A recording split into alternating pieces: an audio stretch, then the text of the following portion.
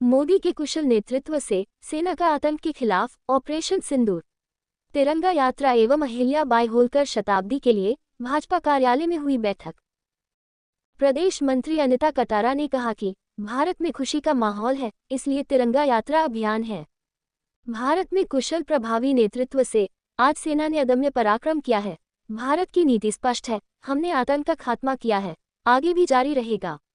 भारत 2047 तक विकसित राष्ट्र बनेगा। कटारा ने कहा कि जयकृष्ण पटेल पहले विधायक है जो रिश्वत प्रकरण में गिरफ्तार हुआ है। विधायक बहुत रहे हैं, कोई नहीं फंसा। बाप वालों की आदत है, गहलोत सरकार बचाने में पैसे लिए, अब रिश्वत लेकर कीर्तिमान बनाया है। उन्होंने कार्यकर्ता से आह्वान किया कि भाजपा कार्यकर्ता बाप के पाखंड को जन जन तक पहुंचाए। तिरंगा यात्रा संभाग समन्वयक पंकज बोराना ने कहा कि ऑपरेशन सिंदूर शक्ति का परिचायक है। भारत की नीति स्पष्ट है, आतंक एवं आतंक को पालने पोसने वालों को बख्शा नहीं जाएगा। 22 मई को जिला मुख्यालय पर भव्य तिरंगा यात्रा निकाली जाएगी, जिसमें आम जन, सामाजिक संगठन, शैक्षणिक संस्थाओं एवं सैन्य परिवार के नेतृत्व में निकाली जाएगी। जिला अध्यक्ष पूंजीलाल गायरी ने कहा कि भाजपा प्रदेश द्वारा प्राप्त सभी अभियानों का सफलतापूर्वक संचालन करने प्रतिबद्ध है। पूर्व राज्य मंत्री धन सिंह रावत ने कहा कि नरेंद्र मोदी के नेतृत्व में भारतीय सेना के ऑपरेशन सिंदूर से पाकिस्तान के आतंक ठिकाने खत्म किए हैं। बाप के काले कारनामे अब आदिवासी वागड़ की जनता समझ गई है। अब कार्यकर्ता पूरी ताकत लगाकर इनके खिलाफ अभियान चलाए ताकि वागड़ में इनका खात्मा हो सके, वागड़ पुनः अपने स्वाभिमान लिए खड़ा हो सके। पूर्व सांसद मानशंकर निनामा ने भी अपनी बात रखी। अहिल्या बाई होलकर के 300वीं जन्म जयंती की मुख्य वक्ता सेवानिवृत्त प्रोफेसर डॉक्टर आशा मेहता ने कहा कि देवी अहिल्या बाई होलकर की कहानी प्रेरक है। पूर्व जिला अध्यक्ष मनोहर पटेल, लाभचंद पटेल, मुकेश रावत, राजेंद्र प्रसाद पंचाल, धर्मेंद्र राठौर, कृष्णा कटारा, खेमराज गरासिया, राजेश कटारा, प्रधान बलवीर रावत, कांतिलाल आहारी, डॉक्टर लीला पडियार, तिरंगा अभियान जिला संयोजक नरेंद्र वैष्णव, अहिल्या बाई होलकर शताब्दी जिला संयोजक योगेश दिवाकर, शीतल भंडारी ने विचार व्यक्त किए। संचालन जिला महामंत्री दीप सिंह वसुनिया ने किया। आभार से संयोजक तपन मेघावत ने माना। सवाल करना चाहता हूँ, जब राजकुमार रोजस्थान के मुद्दों पर चर्चा करना चाहता है, लोकसभा में किसी ने पूछा नहीं, फिर भी वो भाषण दे रहा है कि आदिवासी हिंदू नहीं है। तो इन्होंने कहा हम तो सनातनी हिंदू है।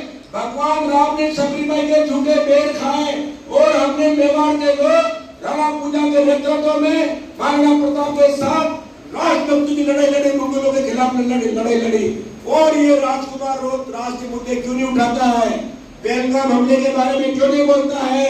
हमारे सेना के शौर्य के बारे में क्यों नहीं बोलता है? तो मैं प्रकाश जी आपको जोरदार बधाई के बाद ताली बजा के स्वागत करें, अभिनंदन करें। और हमारा जो गाना बोलो, एक शब्द पर बोलो, उसी पर अडिग रहो। इसका मतलब आप मानते हो कि राम थे? राम थे इसीलिए आपका राजा आपके समाज का हुआ। राम थे इसीलिए वाल्मीकि जी ने रामायण लिखी।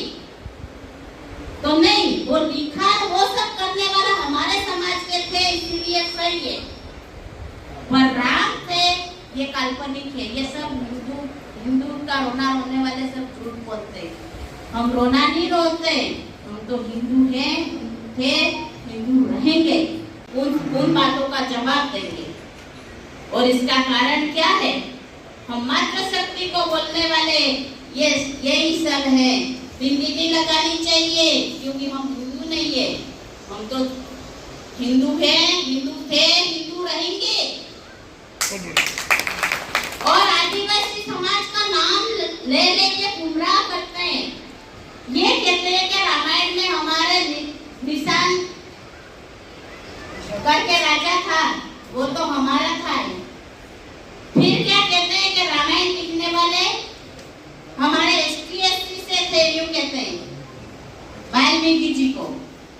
और जब राम की बात आती है तो कहते हैं कि जो काल्पनिक है वही दो मुंह से के विपरीत ये सभागार लग रहा है। मैंने सोचा था कम से कम 50-60 बहनें होंगी इस जिले की, तो शायद मैं उन सब के बीच में अपनी बात बहुत अच्छे से रख पाती। लेकिन फिर भी मैं ये मान के चल रही हूँ कि यहाँ जो उपस्थित मेरे अग्रज और अनुज हैं वो सभी